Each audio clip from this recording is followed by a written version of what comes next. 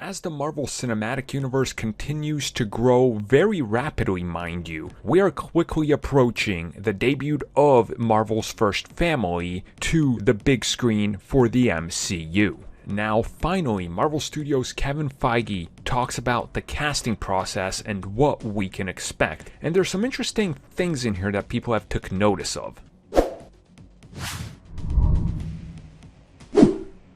So while talking to Comic Book, Kevin Feige was surprisingly very open about talking about what is happening with the Fantastic Four, which we know for a while has been in development now, and it even has a director, who of course is Jon Watts, who's directed the MCU Spider-Man films. So Kevin Feige just openly said that when it comes to the Fantastic Four, it is going to be a beautiful combination of well-known actors and newcomers alike. And he used the example of using Christian Bale in Thor: Love and Thunder, and then the likes of Tom Hiddleston and Chris Hemsworth in Thor. And then he added that the objective was to cast the best actor for the job. And he referenced the likes of Chris Hemsworth, Simu, who of course is Shang-Chi, Benedict Cumberbatch for Doctor Strange, saying that the process is ongoing, but what we can expect is of course a range of actors.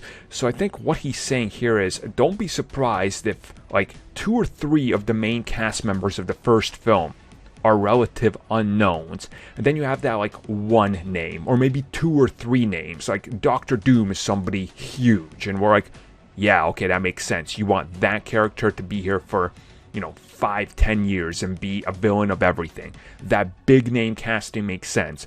But then they're like, and Mr. Fantastic is a big name. But the other 3, you've never probably even heard of these unless you like these specific genre films or, like indie films or something. And I do like this approach. In my opinion, I know this is unpopular, I do not want the obvious ones that everybody has put out there. Like, Emily Blunt, could she be good as Sue Storm? Yes, 100%. John Krasinski? Yeah, 100%. They'd be great as those two. But let's give it a little bit more variety, right? Like, what if John was Doctor Doom? Could you imagine him as a villain?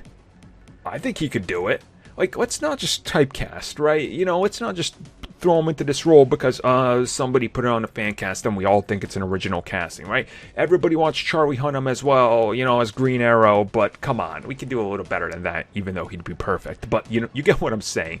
I'm excited by this update because to me, it confirms that first and foremost, let's put the character that lines up with the best possible actor at the forefront, instead of going, we need this celebrity because there's a Photoshop of them out there. This isn't the Bryan Singer approach.